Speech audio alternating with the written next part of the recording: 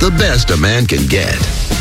Brian's got on some wine-colored pants. We got the whole staff looking nice. Cece's got things to say. It's going to be a good morning. Welcome into First Things First. I'm Jenna Wolf. That's the aforementioned Hall of Famer, Cece, Chris Carter. This right here is Nick Wright. Got a good show for you. I'm so sorry to interrupt, Jenna. There are more people. If you are a loyal, very loyal viewer of this show, there's got to be a dozen people who you've heard mentioned that you have. There's Dusty, there's Deontay, there's Brian, there's Mr. Tickles, there's Joe, there's Hub, there's Keta, there's Pepper. I mean, we are an all-inclusive show of the people behind the scenes. Yeah, it's a slow reveal. I mean, I'm trying to get them used to you. Oh, okay. And then now you change your hair up. Now you've gotten shorter since you've been on the show. Shorter. I mean, yeah, you're going the other way, Nick.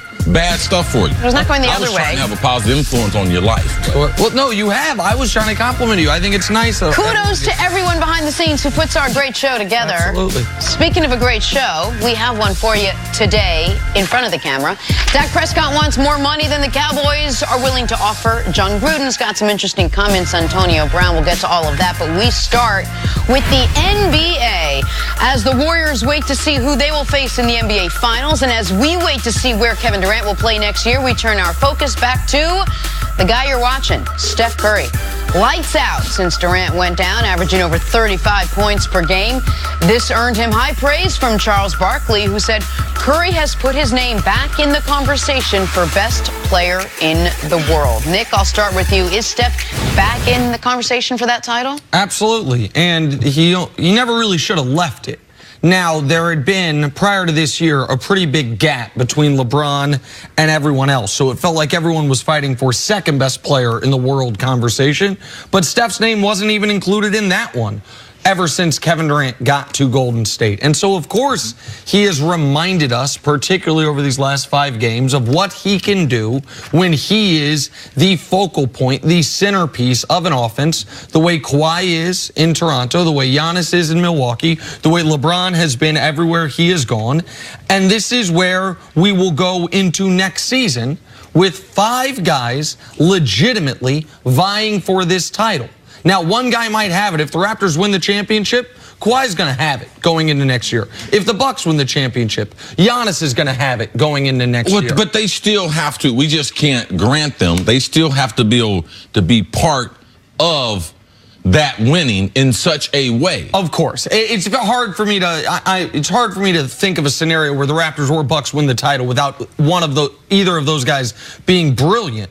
But it will be Kevin Durant, Steph Curry, LeBron James, Giannis, and Kawhi all gunning for the title that will be kind of open in a way that it has not been since the first year post-Jordan. The first year after Jordan's 6th ring, where nobody knew who was going to snatch that crown. Shaquille O'Neal ended up doing it, but he had to prove that over a number of years. But of course, Steph should be in this conversation. But this is one of the sacrifices Steph made when he recruited Kevin Durant to the Warriors. When Steph was coming off back-to-back MVPs, he knew, I think he knew because he's a sharp guy, the public was going to potentially forget over the course of time how brilliant he can be when it is a Steph Curry-centric offense and not a co-starring role with Kevin Durant. And I think people need to go back on history to be able to go back when he was MVP, those back-to-back seasons, he was considered to be one of the best players. LeBron was the best player in the world, and then they come to face off against each other. Andre Iguodala, he gets MVP. Steph is not great in the finals. So then you get to the next year. LeBron comes back down from 3-1. Then Kevin Durant. So people ask, well, where has Steph Curry been? There's a reason why he hadn't been on the top of the conversation of greatest players is because after the MVP, when he got to the finals, he had several games where he was just an average player against LeBron. And then one of his teammates gets MVP, and then the next year, LeBron, not only regular season, but what he did in the postseason, it removed any doubt from anyone's mind who was the best player. And then KD gets there. Yep. And then something would have to happen for one of them to be considered.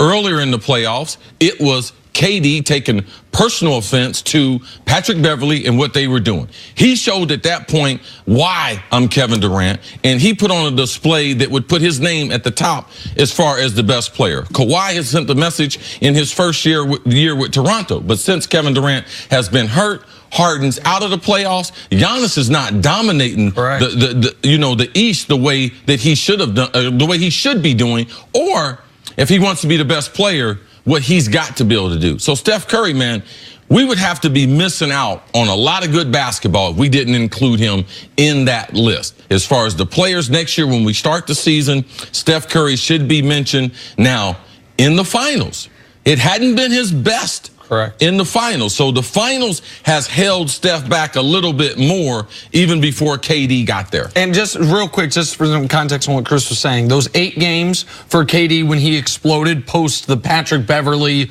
dust up on Kevin Durant, 39-5-5 for KD, which catapulted him to the top of this conversation. 39-5-5 for KD. In the 5 games since KD went down, 36-8-7 for Steph. So very, very close under very different circumstances. When we talk about the Warriors, and I know we're talking about the league, but when we talk about the Warriors, we always differentiate between the best player on this team and the most important player on this team. And it has been for as long as I can remember. KD is the best player and Steph Curry is the most important player. Are we starting to see maybe Steph Curry bleeding into that other category? Could Steph be the best and the most important player on the Warriors right now? I don't. If I'm starting a basketball team, I'm probably going to start with Kevin Durant. Oh. Because I believe that what he does is totally unstoppable. Now, for the people in the room, my general manager, my assistant general manager, my cap guy, analytics guy, Nick Wright, VP of something, he's going to tell me what Steph does to the game. And I'd be like, man, it's just a matter of which one do you want. Steph's ability to dribble the basketball is a game changer because once he comes across half court, he can make so many things happen. He puts so much pressure on the defense. But I'm never going to go wrong when I got the most efficient scorer in NBA history as a 7-footer who can get you a bucket. And there's no one that can match up against him defensively. That's why I go with KD. But I listen to the other arguments with Steph, which are very, very strong. Listen, I've come to this conclusion that in team sports, if guys are on different teams, there is a difference between value, best, importance, because you do not have the experiment to be able to see them together. Right. So, this guy is, Harden was more valuable to the Rockets this year, but don't we think Durant's actually better? With different teams, you can have that discussion. When they are on the same team, if we all agree the goal is to create the best chance of winning, to give your team the best chance to win, then best, value, and importance are all the exact same thing. So on the Golden State Warriors, Steph Curry is the best player. He is the most important player. He is the most valuable player. Now, if both were free agents, the New York Knicks would rather have Kevin Durant because outside of them in this ecosystem, Durant probably is the more versatile player. He's certainly the better defender. He's the more all these things, but they do play on the same team. So to me, I don't think there is a reason to differentiate who's the most important and who's the best. Well, it's not a skills competition. You're trying to win the game. We know Steph contributes more to the Warriors winning than any other player can. I believe if KD is drafted by the Warriors and they develop their system around him and if they allow KD to dribble the ball up the court the way they Draymond, since KD's been out, you would see another level to what Kevin Durant has to do. Now, he allows Steph to bring the ball up. So in that, you see some value to Steph. But it's not as if KD can't do it.